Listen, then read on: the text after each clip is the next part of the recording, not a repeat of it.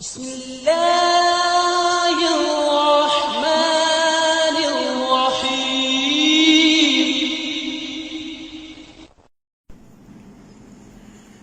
نحمده ونصلي على رسوله الكريم أما بعد عن عبد الله بن عمر رضي الله تعالى عنهما قال فرض رسول الله صلى الله عليه وسلم زكاة الفطر ساعا من تمر أو ساعا من شعير على العبد والحر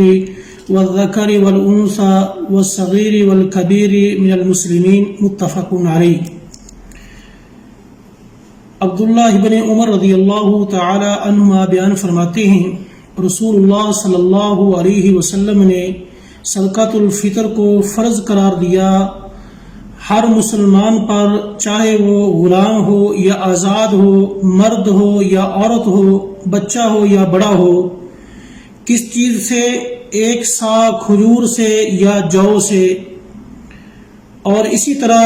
ایک اور روایت میں عبداللہ ابن عباس رضی اللہ تعالی عنہما بیان فرماتے ہیں رسول اللہ صلی اللہ علیہ وسلم نے ارشاد فرمایا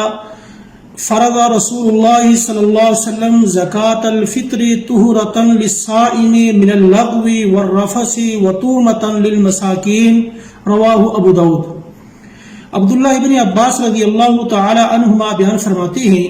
رسول اللہ صلی اللہ علیہ وسلم نے فرض قرار دیا زکوٰۃ الفطر کو۔ کس لیے؟ زکوٰۃ الفطر جو ہے اس لیے اس کو فرض قرار دیا کہ انسان یعنی روزے دار جو ہے وہ حالت صوم یا روزے کی حالت میں اس سے کئی ایک غلطیاں ہو سکتی ہیں، تو ان غلطیوں کے ازالے کے لیے آپ نے فرمایا یہ جو زکوٰۃ الفطر ہے یہ ان غلطیوں کی جگہ پہ یا ان غلطیوں کی وجہ سے جو کمی کوتاہی واقع ہوئی ہے اس کمی کوتاہی کو یہ زکوٰۃ الفطر ختم کر دے گی۔ اور اسی طرح فرمایا وطعمۃ للمساکین، یہ جو زکوٰۃ الفطر ہے یہ غریبوں اور مسکینوں کا کھانا بھی ہے۔ میرے بھائی یہ دو حدیث میں نے آپ کے سامنے بیان کی ہیں، ان دونوں حدیثوں میں رسول اللہ صلی اللہ علیہ وسلم نے صدقۃ الفطر کو فرض قرار دیا۔ پہلی حدیث میں مطلق طور پر بیان کیا کہ ہر مسلمان پر ضروری ہے کہ صدقۃ الفطر وہ ادا کرے، چاہے وہ چھوٹا بچہ ہے، روزے رکھتا ہے یا نہیں رکھتا، یا بڑا ہے۔ حتیٰ کہ بعد فقہا نے یہاں تک بیان کیا کہ وہ بچہ جو ابھی اپنی ماں کے پیٹ میں ہے وہ اس کا بھی ادا کرنا مستحب ہے۔ بہرحال جو زندہ ہے ان کے بارے میں حدیث کے اندر موجود ہے۔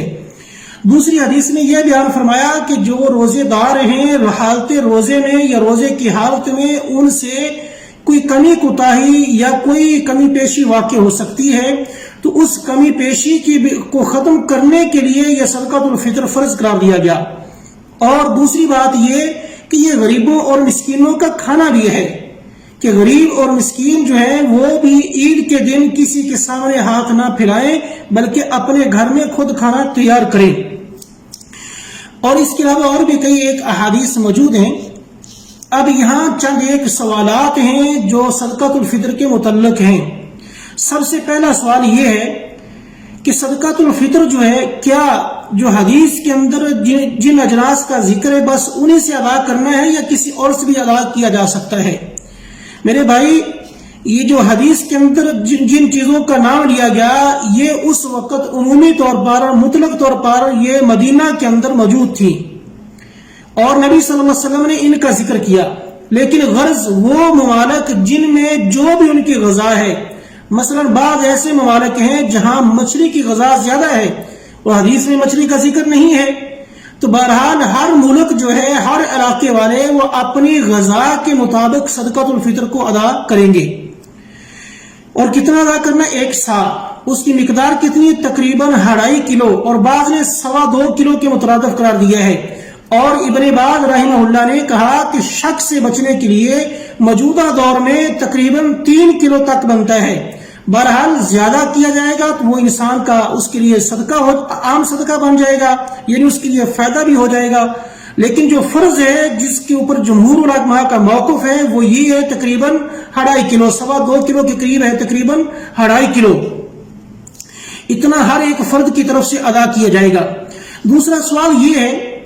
کیا صدقۃ الفطر کو ہم نقدی کی صورت میں ادا کر سکتے ہیں، یعنی روپے پیسے کی صورت میں ادا کر سکتے ہیں یا نہیں؟ میرے بھائی، نبی صلی اللہ علیہ وسلم سے اور صحابہ اکرام رضوان اللہ اجمعین اور ائمہ محدثین میں سے کسی سے یہ بات ثابت نہیں ہے کہ انہوں نے صدقۃ الفطر کو نقدی کی صورت میں ادا کیا ہو، لیکن جمہور علماء نے بھی اس کی مخالفت کی ہے کہ نقدی کو بطور صدقۃ الفطر ادا کرنا یہ جائز نہیں۔ ہاں، بعض علماء نے اس کو جائز قرار دیا ہے، لیکن جمہور کا بھی اختلاف ہے، جمہور نے بھی اس کی مخالفت کی، اور صحابہ کے عمل سے بھی ثابت نہیں، نبی صلی اللہ علیہ وسلم کے عمل سے بھی ثابت نہیں کہ آپ نے صدقۃ الفطر کو بطور کرنسی، بطور روپیہ پیسہ ادا کیا ہو، حالانکہ کرنسی اس وقت بھی موجود تھی، درم اور دینار کی صورت میں، لیکن اللہ کے رسول صلی اللہ علیہ وسلم نے صرف اجناس کا نام لیا ہے۔ تو لہذا جب عبادات کا تعلق ہوتا ہے تو عبادات میں جو دلیل ہوتی ہے اسی کے مطابق عمل کیا جاتا ہے، کیونکہ عبادات کی اصل جو ہے وہ توقیفی ہے، لہذا انسان اپنی مرضی اس میں نہیں کر سکتا۔ تو میرے بھائی، ہمیں اس طرح کے مسائل سے بچنا چاہیے، کیونکہ اس وقت ہمارے معاشرے میں یہ بہت عام ہو گیا ہے کہ ہم روپیہ پیسہ یعنی کرنسی کی صورت میں صدقۃ الفطر کو ادا کرتے ہیں، جبکہ حدیث میں اس طرح ثابت نہیں ہے۔ اور اسی طرح صدقۃ الفطر کو جب ہم کرنسی میں ادا کریں گے تو جو اس کا اصل مقصد ہے وہ ختم ہو جاتا ہے، کیونکہ صدقۃ الفطر کو ادا کرنے کا جو اصل مقصد وہ ہے غریبوں کا کھانا، تؤمۃ للمساکین۔ حدیث کے یہ الفاظ ہیں کہ تؤمۃ للمساکین، کہ اگر ہم ان کو پیسہ دیں گے تو وہ تؤمۃ المساکین نہیں بنے گا۔ تو بہرحال یہ ایک مسئلہ ہے، اختلافی مسئلہ ہے، تو بہتر یہی ہے کہ آپ حدیث کے مطابق عمل کریں اور اجناس سے ہی صدقۃ الفطر ادا کریں۔ اور اس کے بعد دوسرا سوال یہ ہے کہ صدقۃ الفطر جو ہے اس کو کب ادا کرنا ہے؟ صدقۃ الفطر جو ہے اس کو، یا یہ جمہور فقہا جو ہیں وہ کہتے ہیں کہ یہ کب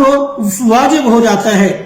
میرے بھائی، جب رمضان المبارک کا آخری دن ہوتا ہے، غروب آفتاب سے لے کے نماز عید تک، یہ کیا اس کا واجب ہونے کا وقت ہے اور ادا کرنے کا بھی وقت ہے، اس وقت یہ واجب ہو جاتا ہے۔